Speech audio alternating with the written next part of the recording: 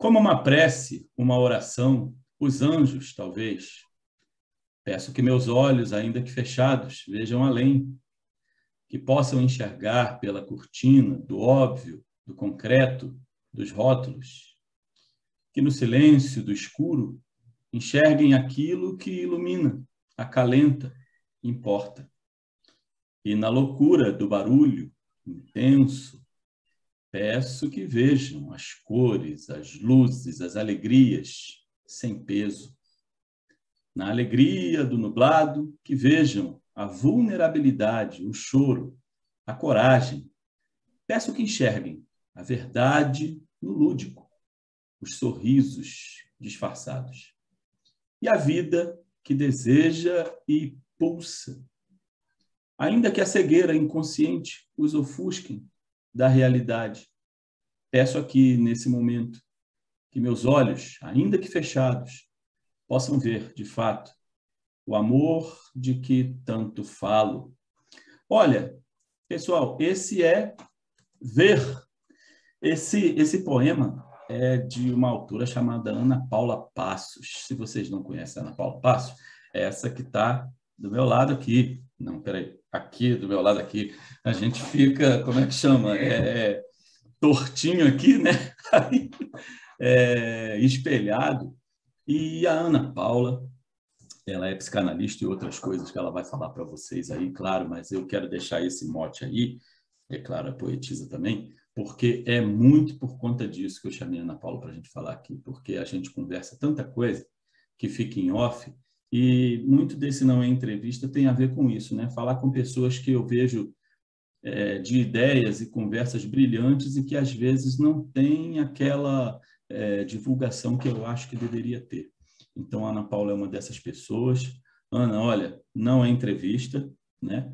É uma conversa que a gente vai falar sobre alguns temas aí, especialmente com essas 3 palavrinhas que a gente escolheu: psicanálise, saúde, sentimentos. Eu acho que são coisas muito importantes hoje em dia. Para começar, eu queria que você falasse um pouco da sua formação, da sua experiência. Eu falei esse pouquinho de você, mas eu sempre digo, você sabe mais de você do que eu. Então, fala para o pessoal conhecer um pouco de você, assim, quase um pouquinho de como eu conheço. Então, eu sou a Ana, né? Sou Ana Paula, mas as pessoas geralmente tendem a me chamar só de Ana, que é um nome muito especial e tudo, que foi dado em homenagem a uma tia-avó minha revolucionária, que aos 17 anos foi se formar em medicina nos Estados Unidos. Ela está com 90 anos hoje. Olha. E eu herdei esse nome porque ela que fez o meu parto, né? Então eu herdei, né, esse nome, o Paula, né, já complementando, em homenagem ao marido dela, que era Luiz Paulo, e ao meu pai, que é Paulo. Então, Legal. aqui estou eu, Ana Paula. Um pouquinho de formação, né, Sandra? Eu sou formada em letras, nas respectivas literaturas, especialista em psicopedagogia e neuropsicanálise, e fiz a formação do tripé analítico para tornar-me, né, nomear-me, e como é que é uma palavra muito em voga hoje, e me responsabilizar em dizer que sou psicanalista, porque o ser psicanalista, ele independe, né, da formação. Nós temos grandes psicanalistas, até mesmo Freud, que fez toda uma formação independente, né? Naquela época não existia algo em que ele se embasasse. Então ele se autorizava psicanalista desse estudo, né, que ele criou. A minha experiência clínica não é muito vasta, eu faço uma seleção muito específica daqueles que atendo, até porque eu tenho, né, como profissão, eu trabalho junto com você, e o tempo da gente acaba sendo muito escasso, né, para se dedicar a outras coisas. Então, em termos de formação, e para além disso, né? Eu tenho outras formações, enfim, mas que não estão ligadas à área psicanalítica. Hoje eu faço parte de um grupo, que é um grupo de estudo, que estuda o psicanalista Winfried Bion, que era um psicanalista nascido na Índia, ele morou na Índia até os 8 anos, e tinha uma grande ligação com aquela raiz dele. Em seguida, ele foi morar na Inglaterra, e viveu lá até quando ele faleceu, e Bion traz uma nova visão da psicanálise para além dessa que a gente, né, que é tão divulgada, que é de Freud, de Lacan e Jung. Esses três aí são uma base, né? Acho assim, quem quer imaginar que sabe um pouquinho, pelo menos a porta de entrada, né, Ana? Isso é o basicão, né? Ainda que tem muita coisa para quem já está dentro do mundo da psicanálise, aí já você vai pegar outras pessoas e tudo, e muitas coisas, a gente estava falando até disso ontem, né, que a gente conversou um pouco ontem, coisas modernas, né, que vão trazer para uma leitura mais, como é que chama, do mundo que a gente vive hoje, com os seus desafios hoje, que é aqueles nossos mentores anteriores, como esses três, não tinham noção desses problemas, né? Então, é necessário você estar sempre indo para frente. Eu quero só dizer assim que eu chamei a Ana, como vocês já perceberam, para conversar sobre essa experiência da psicanálise, a gente mergulhar mais nisso. Como vocês viram, a Ana falou, ela tem experiência também na área de letras, na área que eu trabalho também. De administração também, a Ana não mergulhou nisso. Antes eu for falar, né, Ana, vai ser 20 minutos só falando de formação aqui, mas também tem. E eu acho, viu, Ana, quando a gente se forma em outras coisas paralelas, isso acaba influenciando também, e dando mais experiência, e dando mais, como é que chama, capacidade de olhar o mundo de uma forma diversa. Então, eu acho isso muito importante. Então, eu queria falar dessa crise na relação no tratamento com as pessoas, né? Essa responsabilidade com o sentimento das pessoas. E aí eu lembrei que, quando ela estava falando, ela falou de responsabilidade. Então, a formação e se responsabilizar. Por que eu vou falar dessa palavra agora, né? Talvez quando você for falar, você vai lembrar disso também. Hoje nós estamos numa época em que pessoas estão se formando, vão para um fim de semana fazer uma imersão em não sei o quê, já sai de lá dizendo que vai atender pessoas, atender famílias e fazer regressões sem capacidade psicológica, nem psicanalítica, nem psiquiátrica, e deixando as pessoas mais doidas ainda. É um termo que você deve conhecer, eu não quero usar aqui, se você quiser, fica à vontade, eu não quero, mas você deve saber do que eu estou falando, né, hoje. Graças a Deus a justiça está dando em cima disso, né? Então, falar dessas coisas, dessa responsabilidade, desses relacionamentos, desses temas que se espalham como uma rede aí, né? Então, para dar uma trela a um assunto, né, Ana? Então, problemático atual, como eu falei já agora, e aí eu queria que você falasse, vendo a sua visão com relação a essa profusão, esse espalhamento de gente por aí, sem formação adequada, e quais seriam as consequências disso, desse pessoal que está fazendo atendimento por aí e, como eu falei, né, aí já é responsabilidade minha, deixando as pessoas mais doidas ainda, mais cheias de culpas ainda e achando que estão fazendo bem por aí, infelizmente. A questão terapêutica, né, hoje, ela se tornou um nicho de negócio, trazendo aqui para a administração um pouquinho, né, em que as pessoas pagam um valor X ali, fazem uma formação rasa e estão autorizadas enquanto meio de trabalho, né, ou seria uma relação laboral, a exercer aquela espécie de terapia que, enfim, que ela buscou aquele conhecimento, né, que acabam às vezes sendo conhecimentos muito vazios. O analista, ele nunca para de estudar. Por quê? Porque assim como a linguística, trazendo agora um pouquinho para a parte de letras, né? A mente, ela é volátil e ela se adequa ao mundo que está aí, né? Existe uma influência do ambiente. Então, se o ambiente muda, provavelmente as suas questões mentais, elas também acompanharão esse novo ambiente. Agora, e os tratamentos com relação... também, né? Exatamente. Exatamente, a gente tem hoje disponível uma gama de drogas, por exemplo, que nós não tínhamos há 20 anos atrás. Então, um paciente severo de depressão, há 20 anos, ele estaria praticamente condenado com drogas de grande efeito colateral, né? Nós tínhamos lobotomias, né? Que era fazer um buraquinho no cérebro que acabava com o córtex cerebral e a pessoa virava um vegetal. Então, assim, existe uma evolução como tudo, né? Como a língua, como o ser humano, né? A gente tem crianças que nascem hoje já com o dedinho ali para para essa era virtual, e assim também são as terapias. Agora, em um final de semana, seria muita pretensão de alguém achar que está apto a fazer um atendimento analítico ou um atendimento mental, né? Quando a gente fala de subconsciente, inconsciente, a gente está permeando um campo desconhecido. E esse campo desconhecido, ele é desconhecido do analisando, né, do paciente, e também daquele analista que está ali. Então, o que virá dali, o que virá à superfície daquele sujeito, se você não tem um treinamento específico, né? O Bion chama isso de continente, no sentido de conter, de abrigar aquilo que virá a emergir, você está, no mínimo, sendo leviano.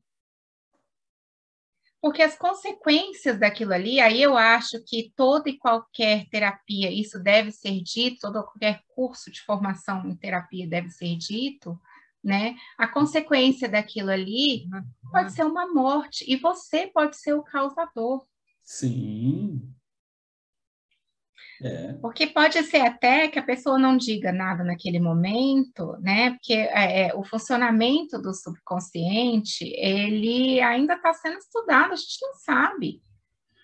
E existe no ser humano um terror desse não saber, daquilo que lhe é desconhecido. Então, a própria mente cria significados justamente para suprimir aquele terror. Então, às vezes, não é que a pessoa seja mal intencionada, a gente não está falando aqui qual é a intenção daquele que se dispõe a fazer esse trabalho, né? De certa maneira, todos nós nos dispomos, em teoria, a escutar o outro. Né? Por que o meu amigo não pode ser meu analista? Ou a Né? dar bons Apesar de ser... conselhos, né? Exato, apesar dele ser uma pessoa esclarecida, enfim, que eu confie plenamente e tudo, que o olhar está permeado por emoções também. Então, teoricamente, é lógico que é utópico dentro da humanidade, quando a gente fala de humanidade, consideramos nós todos, que exista um isolamento completo emocional daquilo que está sendo dito. Por isso mesmo, todo analista tem que fazer análise. Uhum. Que é aquilo que te toca, que você traz para mim, que é um livro que eu, como analista, escolho ler, que é o livro da sua história, ele vai me tocar em algumas partes, vai tocar a minha humanidade. Existe um mito que chama o curador ferido, né, que é um mito lá grego, que fala de Quiron, quem quiser depois pesquisar, que era um semideus que foi ferido, e esse semideus, ele era aquele que detinha o conhecimento da medicina. Ele é considerado o deus da medicina, né? E ele foi ferido, e aquela ferida, como ele era um semideus, ele não morria. Então, ela abria novamente tudo, ele não conseguia se autocurar, e a ferida voltava a abrir sempre, era extremamente dolorosa, então ele estava condenado a uma vida de dor. E a dor humaniza todos nós. Que apesar de eu não saber como você sente a dor, eu sei o que é uma dor, né? Ela nos iguala, assim como o amor. Então, nesse sentido, a gente não consegue julgar a vontade, a intenção daquela pessoa que está ali para realizar aquele trabalho. Para além disso, o que eu consigo ver? Talvez uma pulsão em querer fazer aquilo, uma pulsão, um vazio que impulsiona essa questão de trabalhar com a mente de outros. que é justamente a questão do curador ferido. Agora, é leviano, e aí é uma escolha de cada um, consciente, né, no sentido de que a pessoa se dispõe a fazer aquilo ali, fazê-lo de uma maneira não instruída, de uma maneira inconsequente até. Despreparado, né?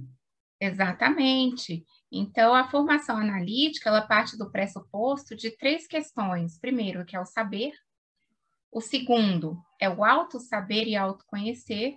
E o terceiro é uma análise em conjunto. Então, todo analista, primeiro, ele faz um curso que é para sempre de formação, até porque as teorias não se esgotam.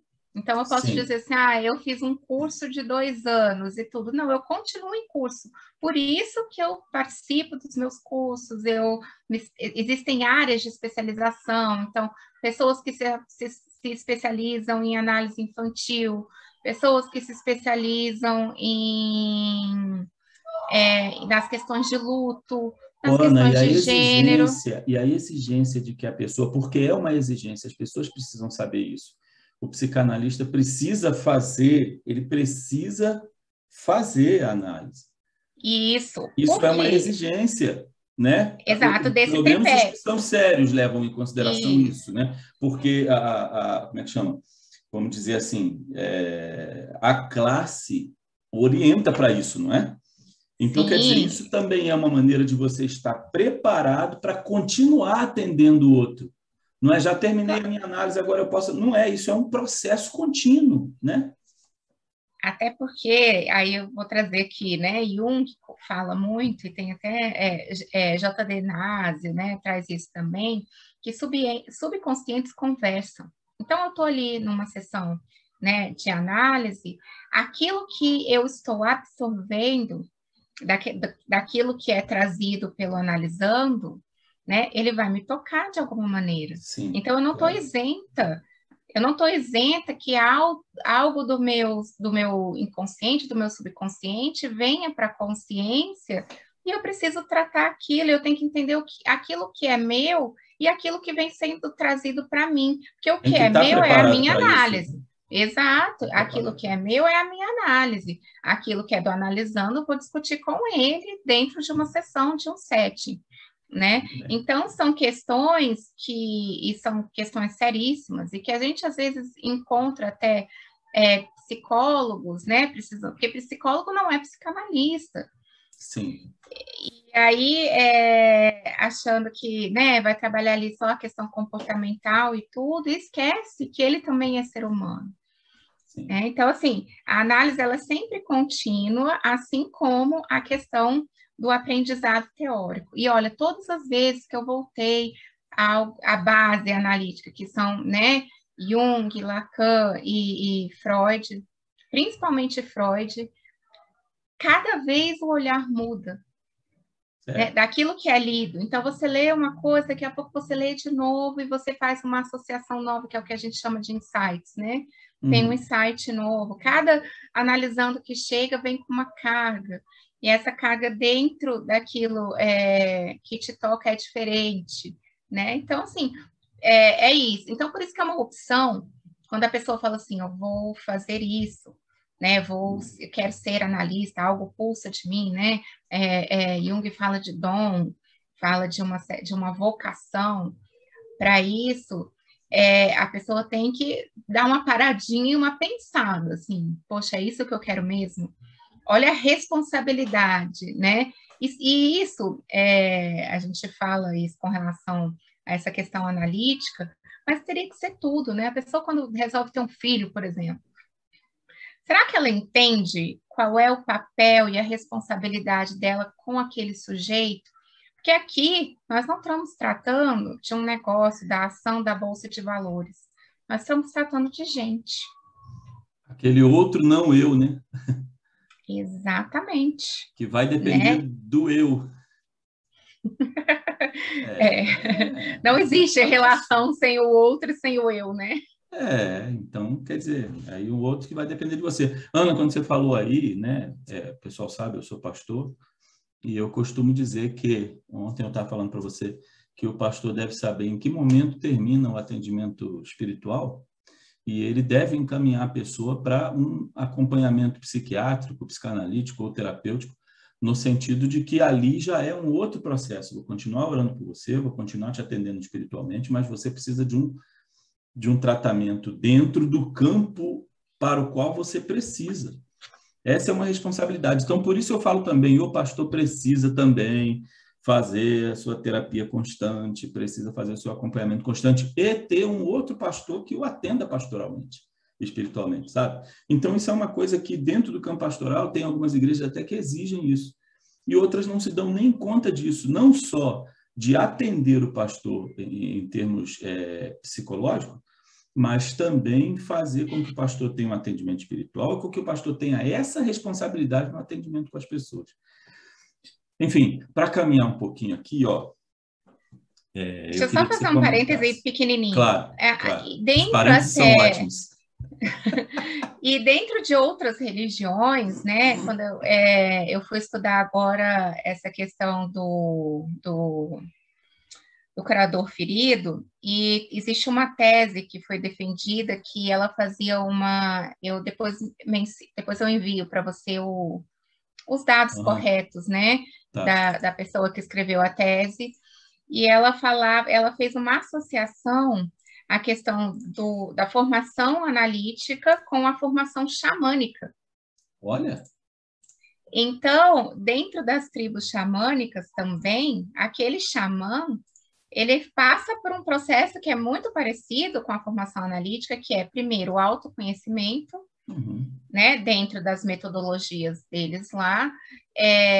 O segundo, o conhecimento da tribo, que seria a teoria, né? E terceiro, ele tem um confidente. Então, ele tem uma pessoa, exatamente, alguém que cuida dele, que geralmente é uma anciã. Né? Então, com experiência, sabedoria, né? Que é diferente Isso. de sabedoria, é diferente de inteligência, de adestramento, né? Exato. E aí, trazendo para as religiões afrodescendentes brasileiras, né?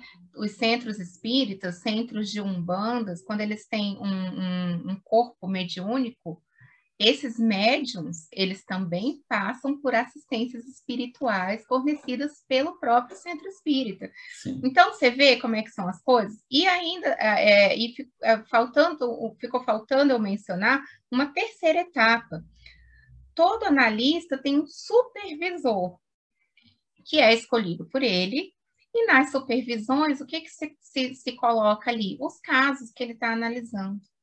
Seria como um compartilhamento daquele caso, uma outra visão para além do seu eu, que está envolvido emocionalmente ali.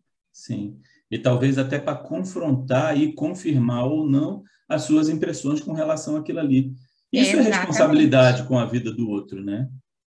Exatamente. Então, às vezes as pessoas falam assim... É uma maneira de garantir que você não está fazendo besteira, ou pelo menos... Exato. E aí as pessoas às vezes falam assim, a psicanálise é muito cara. Mas olha quantas pessoas envolvem uma análise. Sim. Olha o cuidado que é feito, né? Para que exista, assim, para que ela seja feita de forma benéfica para aquele sujeito que está ali. E essa talvez seja a vocação. A vocação seria fazer o melhor que eu posso, o melhor que eu consigo. E para eu fazer o meu melhor, eu preciso, né, desse envolvimento, essa desse rede tripé, toda, né? Dessa rede, exato. Sim. É como eu me sinto segura para estar ali tratando do que é a vida, né? Porque a vida, ela é a mente. Sem mente você não tem vida, você é um objeto. Aí eu queria lembrar uma coisa que você falou lá no começo, porque não é só uma questão de estou preparado, vou atender, vou ganhar tanto por sessão. Não é só uma questão de assim, estou preparado, me formei, igual tem os grupos aí, agora eu vou dar formação no fim de semana, vou cobrar tanto, dinheiro também. Então, quer dizer, a gente tem que ficar esperto com relação a isso também, né? Esse tipo de profissional, entre aspas, aí. Eu queria que você falasse... Não, pergunte, né? Pergunte sempre ao profissional como que é o negócio. Né? Porque, poxa, Tem gente que se fascina com isso, eu vou me formar nisso daí, eu vou atender também, vou fazer vários cursos, caro, e às vezes a pessoa se fascina com aquele negócio que aí em 3 meses você já está formado, num fim de semana você já está formado, mas não quer como é que chama? Se envolver num curso de psicologia que demora 4, 5 anos, sabe? Numa preparação para ser psicanalista que demora também isso ou mais. Então, é complicado. Bem mais. Olha só, e gente. assim, Sim. Só para finalizar, não estou dizendo aqui que as outras terapias não sejam eficazes, né? Nós encontramos em todos os meios, assim, a gente fala hoje de coaching, né? Quando a pessoa fala que é coaching, já tem até uma questão pejorativa. Mas nós temos coachings hoje muito bem preparados, inclusive psicanalistas. Sim. Né? Então, eu acho que não existe garantia. Eu escutei isso de uma analista colega. Nem conformado, né, Ana? Nem com gente formada. Então, não. Então, a garantia. Não. A garantia, e aí é quando a gente volta, né, ao que eu estava falando inicialmente. O terror de não ter uma garantia. As pessoas ficam, né, se discute muito isso, que todo psicanalista deveria ser médico, que todo psicanalista teria que ser psicólogo, mas isso é um anseio que é do nosso subconsciente, né, de colocar numa caixinha, de ter uma segurança. Não, eu quero que você me assegure que você vai me curar disso. Mas, sim, amigo, eu só posso tratar de você daquilo que você traz. Se você não me traz nada, o meu insumo de trabalho é aquilo que é trazido por você. Né? Grosbeck tem uma frase que é muito legal. Eu não gosto muito de frase feita, mas eu vou citar essa. Né? Que ele fala assim, a verdadeira cura só pode acontecer quando o paciente entra em contato com o seu médico interior. É porque vem dela, né? Na verdade, a gente ajuda a que a pessoa se ajude. É porque, às vezes, a pessoa não tem essa condição, não está com saúde suficiente, seja mental, espiritual, psicológica, para atingir essa capacidade, né? E você sabe que isso são em todas as esferas, né? Então, você recebe um diagnóstico de que você tem uma doença muito grave, né? Não vou nem... Dá nome à doença. Uma doença muito grave, seja ela qual for, uma doença cardíaca, um câncer, né? Agora já demos. Se você já se coloca numa posição de que acabou ali, o melhor remédio que tiver para aquilo ali, talvez ele não seja eficiente o suficiente. Você pode não ter fechado os olhos, entrado no caixão e sido enterrado, mas você já morre ali. É isso. Né? A vida sucumbe nesse exato momento. E aí, quando as pessoas falam dessa questão do poder da mente, né, e dão uma ênfase nisso, eu acho que nem tanto ao céu, nem tanto à terra. Sim, mas é uma vertente importante. Eu falo que é um pontinho a mais. Sim. Né? É um pontinho a mais. Então, eu tomo meu medicamento... Talvez seja até mais do que um pontinho, né? Mas algo a mais, com certeza, é significativo. Sim, eu tomo meu medicamento ali corretamente, eu vou ao médico, né? Eu faço a minha parte ali e eu contribuo com essa questão, como a questão espiritual, com a minha questão mental, com a minha saúde mental, né? Eu me lembrei que nesse meio todo e nesse meio de atendimento, você precisa estar bem. Né? Então, você não deve se esquecer de se cuidar. Para quem está ouvindo aqui, estar bem, essa é uma coisa que a Ana enfatizou também. Aí você precisa ter o seu atendimento próprio. Mas a preparação, por que eu falei esse negócio de diploma e não quero deixar uma impressão ruim?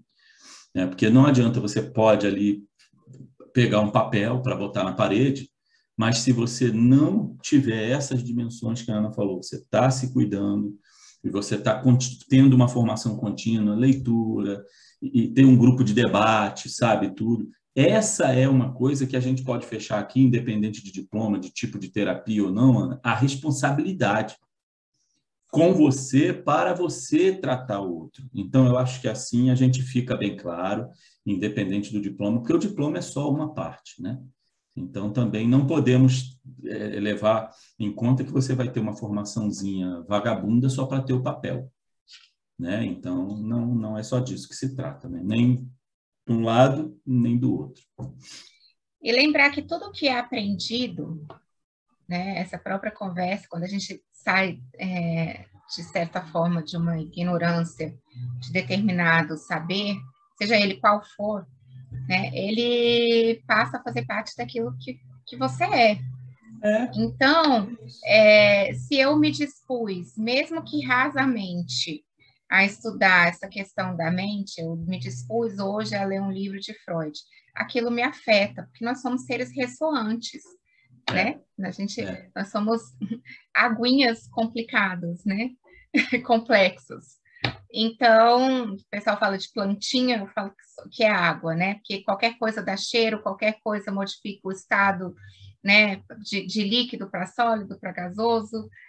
Então, isso que ressoa dentro do aprendizado da mente, ele vai ressoar no seu subconsciente também. E talvez, se você não tiver esse continente, você não, né? Se você não tiver quem te escute de maneira analítica, correta, sem as emoções, Responsável. responsável, você se perde. É. Ou então você fica mergulhado em si próprio e cria um mundo ali especial e não confronta com os outros, está cometendo erros e nem percebe porque você não faz esse confronto. Ana, olha Neurose e só. psicose, né? Olha aí. Ana, olha só. Eu acho que diante disso tudo que a gente falou aqui, e na sociedade que a gente está vivendo atual, por uma série de fatores, a dimensão humana está um pouco, e a gente está falando de respeito aqui, eu estou achando até legal que a gente está falando bem de respeito, né? E aí, eu acho que essa dimensão humana, por uma série de fatores, em uma série de vertentes, tem sido atacada, desrespeitada. Eu queria que você dissesse um pouco de como você vê, dentro da tua experiência, como que essa dimensão está sendo atacada e que tipo de atitude poderia ser feita também nas várias vertentes e pelos vários atores aí, seja tratado, quem trata, quem é responsável por alguém.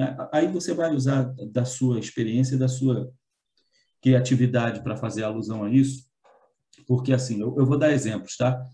Na religiosidade, na vida profissional, nos atendimentos sociais, sabe? Aquela relação médico-paciente, aquela relação policial na rua, aquela relação caixa de supermercado, sabe?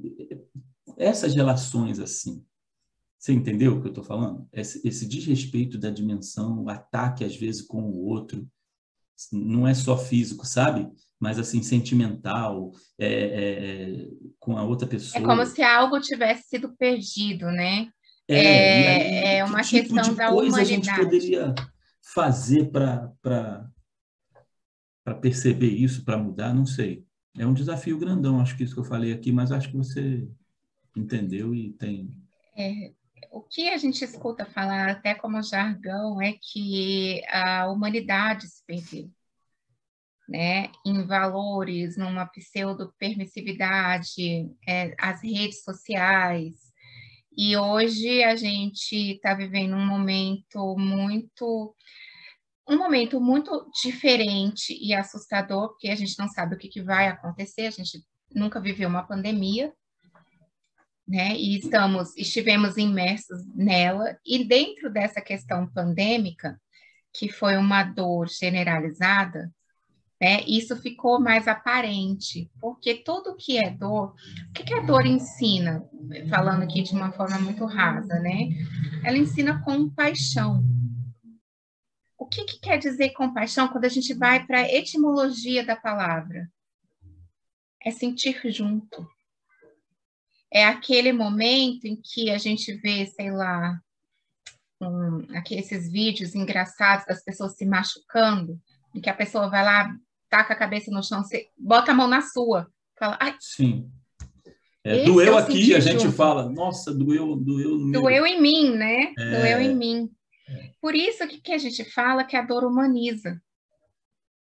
Porque existe dentro, aí eu vou trazer um pouco a teoria da neuropsicanálise, né, e da neurociência, que existe o que a gente chama de nervo vago. Esse nervo vago, ele faz com que a gente sinta isso. Se eu bater meu dedo aqui na quina da parede, né, e você estiver vendo e eu vou ter uma expressão de sofrimento, você também vai sentir. Que é muito próximo da questão empática, né? Eu bocejo, você boceja, né? Então, isso está inerente à nossa categoria animal de humano. E é isso que as pessoas têm criado. Aí, quando a gente parte para a questão comportamental, né? Que as pessoas criam máscaras, criam armaduras, que é para não sentir isso, que é muito dolorido. Estamos todos em dor. Por sim. isso que as pessoas hoje param de assistir jornal. Muita gente realmente para de ver notícia, né? É Para isso, não. porque é muita tragédia aquilo e a gente não comporta mais, Ainda tem né? um campo do jornalismo que para poder atrair, hoje mais não é nem audiência, é clique, né? Atrair clique e tal, coloca aquela notícia sensacionalista, as pessoas nem olham mais para não. Exato, a gente fecha o olho, né? É, Porque é muito dolorido. Então, dentro dessa perspectiva, quando a gente, até música, né? Por que música sertaneja de tristeza, sei lá, ela faz tanto sucesso? Porque ela é a voz de muitos. Muitos se identificam naquilo ali. Agora, o que está acontecendo hoje, em grande parte que a gente vê? É uma identificação negativa. É como se tivesse polarizado, né? Então, os ataques, a questão do racismo, a questão da homofobia, enfim, em querer colocar todo mundo dentro de um padrão, que é uma coisa muito narcísica, né? Então, e aí, quando a gente dá um passinho para trás e só observa, a gente vê, nossa, está todo mundo um pouco doente. Me coloco nesse bolo também. sim, claro. Você está dentro de uma sociedade, né? Você está dentro daquela, sabe aqueles esqueminha de bolinha? Que aí junta uma outra e tudo. Aí se você está dentro de uma, está dentro da outra, você está dentro daquela faixazinha. Estou aqui dentro, sabe? A sociedade é machista, é isso que as pessoas não entendem às vezes, né, Ana? A sociedade é machista? Você reconheceu isso? Reconheceu. Você está dentro dessa bolinha aqui, que é a sociedade? Tô. De alguma forma, você vai contribuir com algum pensamento, algum ato, por pequeno que seja, machista. Seja mulher, seja E, homem, seja quem for. Então, a gente começa a reconhecer isso para poder mudar uma que, se você não reconhecer, você não consegue mudar. e é isso que é o movimento analítico, é você reconhecer aquilo que te é obscuro. Então, o fato de reconhecer já está trazendo à luz algo que talvez fosse inconsciente. Sim. E existe, se a gente parar para pensar, né, existe uma questão mental que ela é transgeracional. É aquilo que te foi imposto, que é o exemplo tão forte que ele passa a ser quem você é. E para quebrar esse paradigma é preciso trabalho. E nem todo mundo quer ter o trabalho. É muito mais fácil bater no peito e falar assim: nossa, eu sou esse macho alfa aqui, ó. E tem um montão de gente que me aceita, beleza. É muito mais fácil eu dizer assim: nossa, eu apanhei a vida toda, mas eu sobrevivi. Então, aquela coisa bem feia, né, Ana? Olha, não, eu não sou racista, não. Aí vem mais, né? Emenda a frase com mais. Ou então É vem assim, eu isso. até tenho amigo negro. Né? E tinha aquela famosa, na época que eu era criança, né? Fulano é negro, mas é um negro de alma branca. Né? Essa era nojenta. Né? Hoje a gente nem aceita mais. É, Mas tem uma série. naquela época era um elogio tão legal que até os negros gostavam de ouvir. Você é um negro de alma branca, o negro se sentia orgulhoso, sabe? Hoje isso já, graças a Deus, essa é uma frase horrível, né? Fulano é preto, mas pô, fulano é gay, Mas, mas sabe? mas dá um Ela é mulher, trabalho. mas porra, emendar a frase com mais é E, uma autodenúncia, né, de racismo, machismo, todos transfobia. os ismos outros, né? É, E se colocar nesse papel vulnerável de entender que eu não sou bonzinho, que eu não sou tão legal quanto eu achava que eu era. Eu não sou tão gente de bem assim, né? Eu Quem não já sou tão diz que é gente de bem, você já pode desconfiar, porque daí... Tem aqueles, né, os good vibes, assim, né? Que acorda de manhã um dia e fala, cara, tô com falta de ar, meu coração tá acelerado. Nossa, mas a minha energia é tão boa, né? E tudo. Gente que acorda e já tem aquelas Entende? frases assim: olhe no espelho, diga para você como você é bonito, como você é inteligente, como seu dia vai ser maravilhoso hoje. Nossa, resolveu tudo, né? Mas que legal! O que você vai poder reconhecer hoje que você precisa melhorar em você, rapaz? Para você não ter medo, né?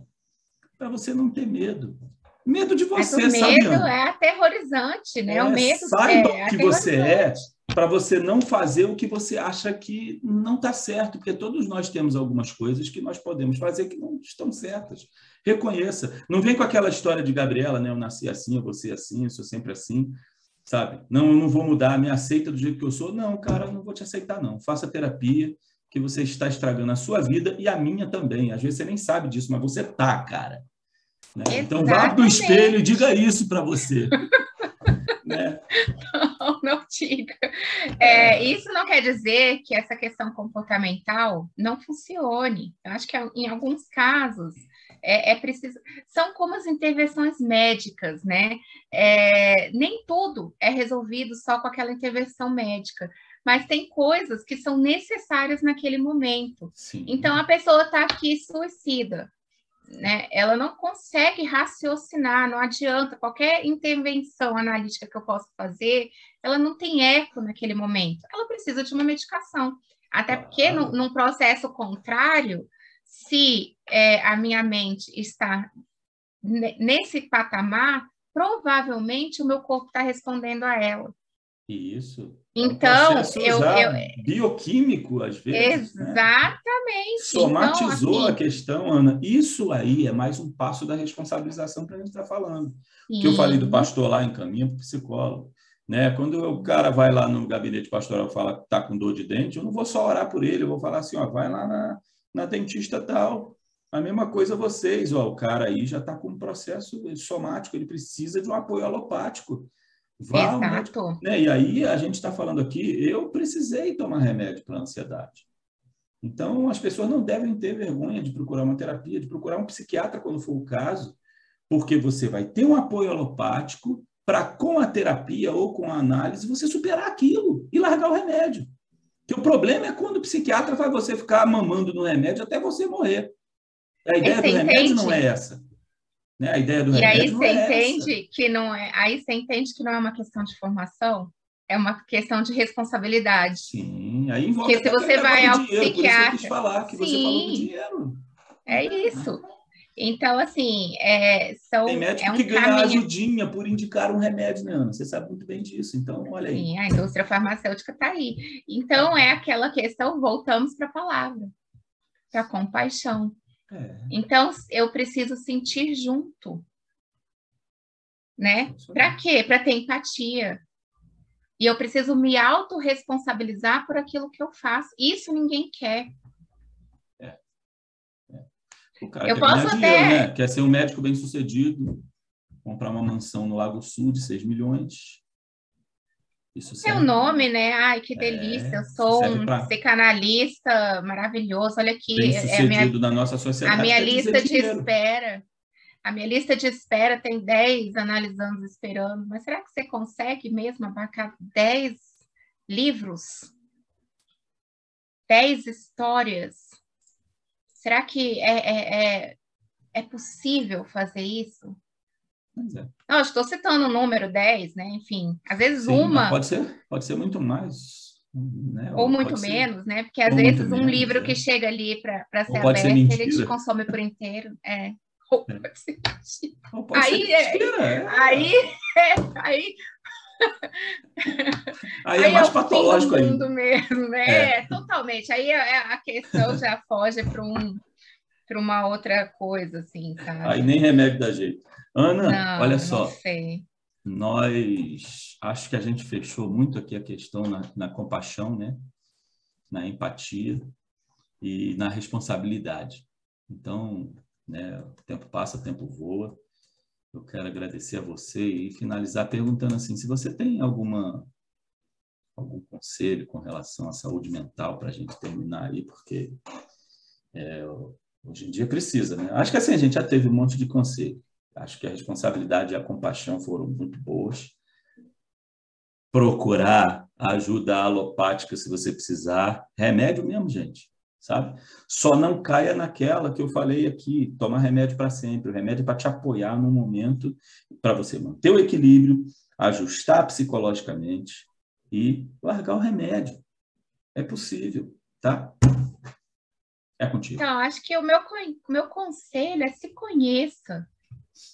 Se conheça, porque às vezes você está sendo dominado, a sua vida está sendo dominada por algo desconhecido, que é você mesmo.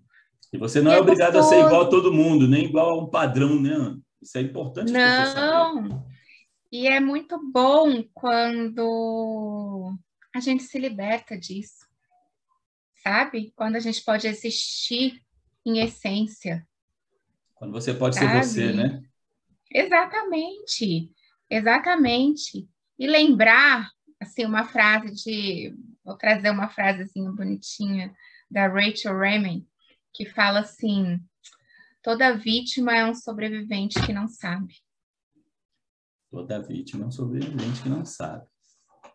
É isso aí. Bom, É isso, Ana, muito obrigada. pô, Ana, foi bom. A gente estava falando para fazer isso faz um tempão, né? É isso. Enfim, eu acho que eu vou encerrar o ano assim com você, porque chega, esse período 2021 foi complicadaço. Tá chegando o fim, nós já estamos querendo, né, Ana, um recessozinho, né? Ah, estamos Ainda contando falta, os minutinhos. ainda falta um pouco, mas assim, esse trabalho intenso do final do ano que a gente tem, né, no nosso trabalho, ele passa rápido e assim, não é um trabalho, eu costumo dizer que no trabalho, eu não sei se você compartilha disso, viu, Ana? O que a gente tem lá no nosso trabalho não é, eu não costumo jogar como estresse, assim, é muito adrenalina, né? Eu sinto muito assim, É isso. adrenalina. É uma correria, mas é uma correria, assim, produtiva, gostosa e tal. Não é aquele negócio que oprime, né?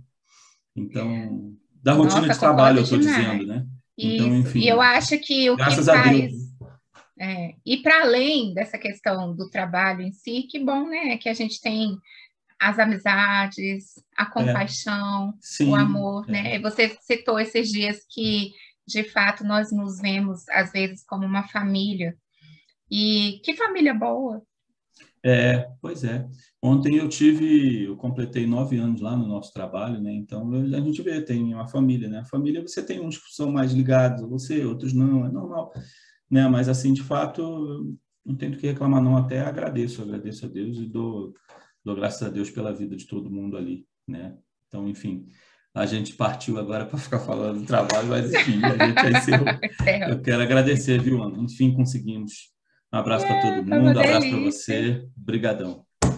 Beijo, que 2022 seja um ano muito melhor que esse, seja um ano de muita compaixão.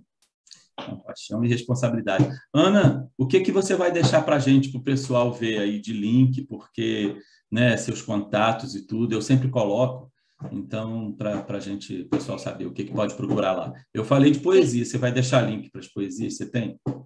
Eu tenho uma página no Medium que está um pouquinho paradinha e tudo, mas tem uns poemas lá para quem gostar vai lá, comenta e tudo. Poemas antigos continuam atuais sempre, né? A gente sabe disso, então deixa lá. É uma parte vulnerável de mim É. que fica O ver lá. está lá, então quem quiser rever o ver, é só ir lá. Então vai ter o E tem link disso. o meu Instagram é fechado, então, assim, se você quiser entrar, manda uma mensagenzinha para mim, assisti lá o programa e tal, que eu Ótimo. aceito você lá. E aí lá, sim, lá tem algumas questões de psicanálise, tem alguns poemas de vez em quando, e tem um pouquinho da minha vida pessoal também. Muito bem.